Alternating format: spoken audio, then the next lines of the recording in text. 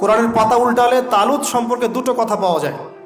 বনু ইসরাইল বলছেন যে তালুত নেতৃত্বের যোগ্য নয়, তার তো সম্পদ নাই, তার তো খ্যাতি নাই। কিন্তু আল্লাহ পাক বলছেন, সূরা বাকারাতে আছে যে আল্লাহ রাব্বুল আলামিন তাকে দিয়েছেন বাসতাতাও ফিল জিসমি ওয়াল ইলম। তালুতকে আমি নেতৃত্ব দিয়েছি কারণ তালুতকে আমি আল্লাহ দুটো নেয়ামত দিয়েছি। এক হচ্ছে শারীরিক ফিজিক্যাল শক্তি এবং সুস্থতা এবং জ্ঞানের প্রজ্ঞার পারদর্শিতা। তো এই জায়গায় বিজয় অভিযানে পাঠানো হচ্ছে মূসা আলাইহিস সালামকে, কিন্তু তিনি তার কওমের জন্য একজন নেতা নির্বাচন করছেন। তার কওম বলছে আমাদেরকে একজন নেতা দিন যার আন্ডারে থেকে আমরা আমালেকা সম্প্রদায়ের বিরুদ্ধে যুদ্ধ করব। এখন মূসা আলাইহিস সালাম বলছেন আল্লাহ পাক যদি কোনো নেতা দেন, তোমরা যদি আবার পালানো শুরু করো। কারণ বনু ইসরাইল সম্পর্কে তার খুব মারাত্মক কিছু অভিজ্ঞতা আছে। ফেরাউনের কবল থেকে মুক্তি পাওয়ার পরে বাছুর পূজা শুরু করেছে। তোমরা তো এই আদেশ আসলে পিছনে পালানো শুরু করবা। তারা বলল না, আমরা পালাবো না, আমরা অবশ্যই সামনে অগ্রসর হব। কেন পালাবো? আমাদের জান মাল দিয়ে আমরা প্রয়োজনে ফাইট করব এবং আমরা আমাদের স্ত্রী সন্তানদেরকে রক্ষা করব। আমাদের বাড়িঘর তারা লুটপাট করছে, আমরা ওদেরকে প্রতিহত করব। অনেক কথা বলেছে, সূরা বাকারাতেই পাবেন আপনি ইনশাআল্লাহ। তো আল্লাহ রাব্বুল আলামিন একজন ব্যক্তিকে সেখানে নেতৃত্ব দিলেন, তার নাম তালুত। কি নাম ভাইয়া? তালুত। এবং তালুতের আন্ডারে যুদ্ধ করছেন একজন ছোট বলছি কারণ তখন তার বয়স 12 থেকে 14 বছর। তিনি পরবর্তীতে নবী হয়েছেন, তার নাম দাউদ আলাইহিস সালাম। তো এই তালুত সম্পর্কে কি নসিহত, কেন এক্সট্রাঅর্ডিনারি মুসলিম হওয়ার সাথে কি সম্পর্ক? কোরআনের পাতা উল্টালে তালুত সম্পর্কে দুটো কথা পাওয়া যায়। বনু ইসরাইল বলছেন যে তালুত নেতৃত্বের যোগ্য নয়, তার তো সম্পদ নাই, তার তো খ্যাতি নাই। আমরা তো এটাই বলি, নেতৃত্ব কখন আসে? খ্যাতি আছে আপনার, আপনি নেতা হওয়ার যোগ্য, সম্পদ আছে, আপনি নেতা হওয়ার যোগ্য। আমাদের থটসটা এরকম, এটা বনু ইসরাইলের ইহুদিদের থটস, ঠিক আছে? কিন্তু আল্লাহ পাক বলছেন, সূরা বাকারাতে আছে যে আল্লাহ রাব্বুল আলামিন তাকে দিয়েছেন বাসতাতাও ফিল জিসমি ওয়াল ইলম। তালুতকে আমি নেতৃত্ব দিয়েছি কারণ তালুতকে আমি আল্লাহ দুটো নেয়ামত দিয়েছি। এক হচ্ছে শারীরিক ফিজিক্যাল শক্তি এবং সুস্থতা এবং জ্ঞানের প্রজ্ঞার পারদর্শিতা। তাহলে নেতৃত্বের দুটো গুণ পেলাম, প্রজ্ঞা, জ্ঞান এবং শারীরিক সুস্থতা, শক্তি। এক্সট্রাঅর্ডিনারি মুসলিম হতে হলে আমাদের সবাইকে সুস্থ থাকতে হবে, ফিজিক্যালি স্ট্রং থাকতে হবে। এটার জন্য এখনকার লাইফস্টাইল ত্যাগ করতে হবে।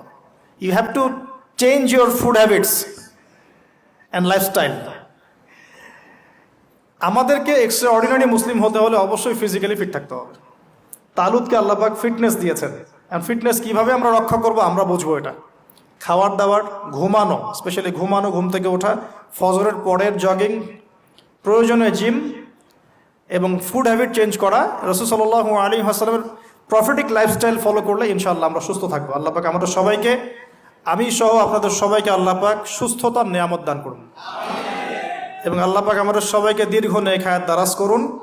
এই হায়াতকে আল্লাহর দ্বীনের জন্য ব্যয় করার তৌফিক দান করুন। আরেকটা হচ্ছে ইলম, আবারও জ্ঞানের কথা আসলো। তালুতকে আমি জ্ঞান দিয়েছি। ইউতাল হিকমা, আল্লাহ পাক বলছেন যে ওয়ামা ইউতাল হিকমাতা ফাকাদ উতিয়া খায়রান কাসীরা। যাকে প্রজ্ঞা দেয়া হয়েছে তাকে প্রচুর প্রচুর প্রচুর কল্যাণ দেওয়া হয়েছে। সুবহানাল্লাহ।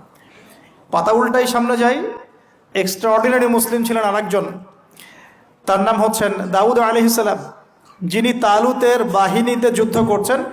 আমালেকা সম্প্রদায়ের মধ্যে অনেক বিশাল দেহি কিছু মানুষ ছিলেন, তার মধ্যে একজনের নাম জালুত। ওই জালুত নাকি একাই 100 জনের সাথে লড়াই করতে পারত। তো তালুত যখন নদী পার হচ্ছে তখন বলেছিল যে কেউ পানি খাবে না, শুধুমাত্র 1 ঢোক পানি খেতে পারবে। যে ব্যক্তি পানি খাবে ফালাইসা মিন্নি, সে আমার কিন্তু অন্তর্ভুক্ত হতে পারবে না। তাফসিরে আসছে মাত্র 313 জন সৈন্য পানি না খেয়ে থাকতে পেরেছে। ওই যে বদরে 313 জন, ঠিক তালুতের যুদ্ধেও 313 জন। এটা অনেকে জানেন না, বদর যুদ্ধ হয়েছে 313 জন সাহাবী, তালুতের সাথেও ছিল মাত্র 313 জন। আর এদিকে আমালেকা সম্প্রদায়ের বিশাল বাহিনী। এখন আমালেকা সম্প্রদায়ের মধ্যে এক যোদ্ধা আছে, তার নাম জালুত, যে একাই 100 জনের সাথে লড়াই করতে পারে। আল্লাহ রাব্বুল আলামিন তার সাথে মোবারাজার জন্য দাউদ আলাইহিস সালামকে আদেশ করছেন। দাউদ আলাইহিস সালামের বয়স তখন 14 বছর।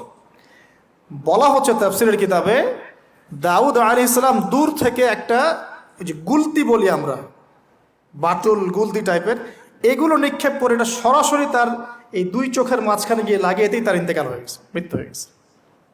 জালুত শেষ। এটা দেখে আমালিকা সম্প্রদায় পিছনে পালানো শুরু করেছে।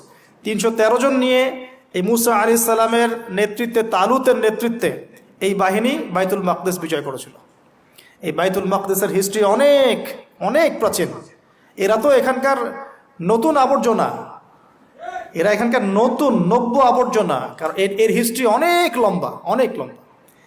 এর হিস্ট্রি এত লম্বা যেটা নিয়ে একটা কিতাবই লেখা যায়, যে জেরুজালেমের হিস্ট্রি, এই ইতিহাস পড়ে দেখেন। তো যাই হোক, এখন দাউদ আলাইহিস সালাম থেকে আমাদের কি শিক্ষা আছে একটু দেখি আমরা। এক্সট্রাঅর্ডিনারি মুসলিম হতে হলে কি করতে হবে? দাউদ আলাইহিস সালাম সম্পর্কে আল্লাহ রব্বুল আলামিন দুটো কথা বলেছেন। এক, আল্লাহ রব্বুল আলামিনের কাছে দাউদ আলাইহিস সালামের নামাজ অনেক অনেক বেশি পছন্দের ছিল, এবং আল্লাহ রব্বুল আলামিন দাউদ আলাইহিস সালামের রোজাটা অনেক বেশি পছন্দ করতেন। আমরা কি জানি তিনি কেমন করে রোজা রাখতেন? একদিন রোজা রাখতেন, পরের দিন রাখতেন না, তারপরে আবার রাখতেন, তারপর রাখতেন না, তারপর আবার রাখতেন, তারপর রাখতেন না। এইভাবে তিনি সারা বছর রোজা রাখতেন, সুবহানাল্লাহ। এবং রাতের বেলা এত চমৎকার করে জাবুর তেলাওয়াত করতেন আর নামাজে দাঁড়িয়ে থাকতেন, তার এই জাবুরের তেলাওয়াত শুনতে পাখি, অনেক তাফসীরে আসছে পাখি, মাছ, অন্য অন্য প্রাণী, তারা এসে চুপ করে বসে তার তেলাওয়াত শুনতো। এগুলো কোনো গাল গল্প নয়। বিশ্বাস করেন আল্লাহ পাকের এই পৃথিবীতে যত মাখলুক আছে সবাই আল্লাহর ইবাদত করে, সবাই। আল্লাহ পাক তো আমার নামাজের মুখাপেক্ষী নন। আসমান নামাজ পড়ছে, জমিন নামাজ পড়ছে, চন্দ্র সূর্য নামাজ পড়ছে, পাহাড় পর্বত নামাজ পড়ছে। একজন সুফি পীর সাহেবের সাথে সাক্ষাৎ হয়েছিল, তিনি বলেছেন যে আমাদের বডির মধ্যে যে কীটপতঙ্গগুলো থাকে সেগুলো তাসবিহ পাঠ করে। তো আল্লাহ পাক তো আমার নামাজের মুখাপেক্ষী নন। তো এখান থেকে এক্সট্রা অর্ডিনারি মুসলিম হতে হলে, আহসান হতে হলে আমাদেরকে নামাজ ঠিক করতে হবে। আল্লাহ পাক আমাদের সবাইকে দাউদ আলাইহিস সালামের মতো সুন্দর করে নামাজ পড়ার তৌফিক দান করুন। আর দাউদ আলাইহিস সালামের এই সুন্নতের উপর আমল কে করেছেন সবচেয়ে বেশি? আমাদের নবী মুহাম্মদ সাল্লাল্লাহু আলাইহি ওয়াসাল্লাম। অ্যাটলিস্ট আমরা তার উম্মত, তার মতো করে নামাজটা তো পড়তে শিখব।